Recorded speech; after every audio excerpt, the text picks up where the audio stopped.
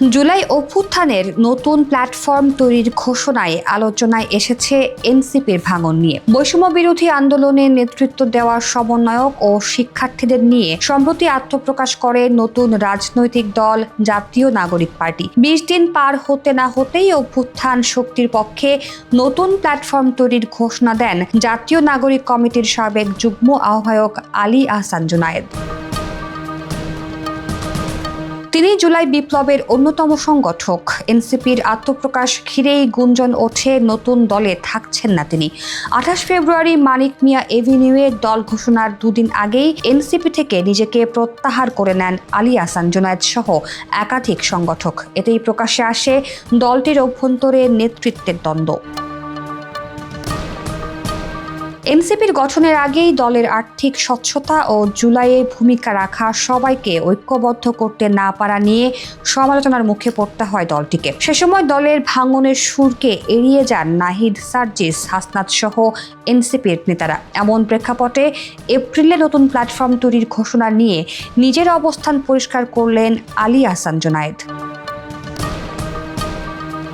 প্ল্যাটফর্মের উদ্যোক্তারা বলছেন, জুলাই গণ অভ্যুত্থানকে বাঁচিয়ে রাখতে তাদের এই উদ্যোগ। অন্যদিকে এনসিপির সদস্য সচিবের প্রত্যাশা, কেউ দল ছেড়ে অন্য প্ল্যাটফর্মে গেলেও সবাই অভিন্ন লক্ষ্যে কাজ করবে। অবশ্য রাজনৈতিক বিশ্লেষকরা বলছেন, জাতীয় নাগরিক পার্টির জন্য চ্যালেঞ্জ হয়ে দাঁড়াবে নতুন প্ল্যাটফর্মটি। জুলাই প্ল্যাটফর্মের ঘোষণা এনসিপির জন্য অশনি সংকেত কিনা এমন প্রশ্নের জবাবে দলটির সদস্য সচিব আখতার হোসেন বলেন, সবাই এক হয়ে থাকার নিয়ত করেই আমরা যাত্রাটা শুরু করেছি। আমরা বিশ্বাস করি বাংলাদেশের মানুষের জুলাইয়ের যে অপূর্ণ আকাঙ্ক্ষার জায়গাটা আছে সেটা বাস্তবায়নে এনসিপি তার কার্যক্রম বিস্তৃত করে যাবে। এই যাত্রাপথে অবশ্যই অনেকে আসবেন, অনেকেই যুক্ত হবেন আমাদের সাথে। আবার অনেকে হয়তো ব্যক্তিগত কারণে কিংবা অন্য কোনো কারণে রাজনীতিতে নতুন কোনো কিছুর সঙ্গে যুক্ত হবেন। এটা রাজনীতিতে খুব স্বাভাবিক একটা প্রক্রিয়া।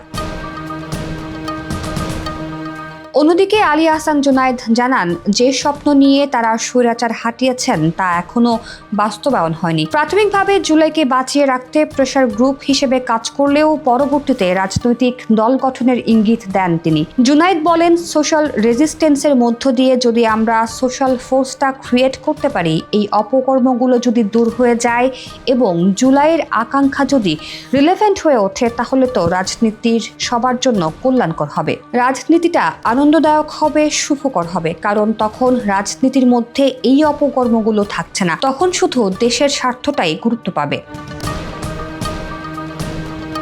ঢাকা বিশ্ববিদ্যালয়ের রাষ্ট্রবিজ্ঞানের শিক্ষক মাহবুবুর রহমানের মতে, ছাত্রদের নবগঠিত দল এনসিপির জন্য চ্যালেঞ্জ হয়ে দাঁড়াবে জুলাইয়ের নতুন প্ল্যাটফর্মটি। মানুষের কাছে দলের এজেন্ডা পৌঁছতে না পারলে এবং পরিষ্কার বার্তা দিতে না পারলে দলে ভাঙনের আশঙ্কাও দেখছেন তিনি। এই রাজনৈতিক বিশ্লেষকদের ভাষ্য, জুনায়েদের তো এনসিপির লোক হওয়ার কথা ছিল, যেহেতু ওরা বৈষম্য বিরোধী আন্দোলনে যুক্ত ছিল, কিন্তু এরা এনসিপিতে না গিয়ে নতুন দল গঠন করছে। সেক্ষেত্রে এটা এনসিপির জন্য বড় চ্যালেঞ্জ।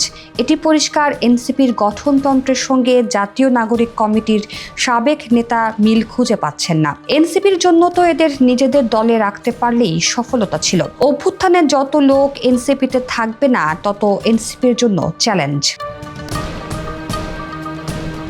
তরুণদের জন্য দল থেকে বের হয়ে কেউ অন্য প্ল্যাটফর্মে যুক্ত হলেও সেটা ভবিষ্যতে ভোট ভিত্তিক রাজনীতির কৌশল হিসেবেই ঘটতে পারে বলে মনে করছেন এই মাহবুবুর রহমান। তিনি বলেন, যদি এনসিপির নেতাদের সঙ্গে মত দ্বৈততার কারণে জুনায়েদরা আলাদা হয়ে থাকেন, তাহলে সেটি খুব খারাপ একটা উদাহরণ হতে যাচ্ছে। কিন্তু তারা যদি এগুলো নিজেরা পরিকল্পনা অনুযায়ী করে থাকেন এবং একটা পর্যায়ে আবার ঐক্যবদ্ধ হয়ে দেশ গঠনের চিন্তা করেন, তাহলে জুলাইয়ের শক্তি জয়ী হবে।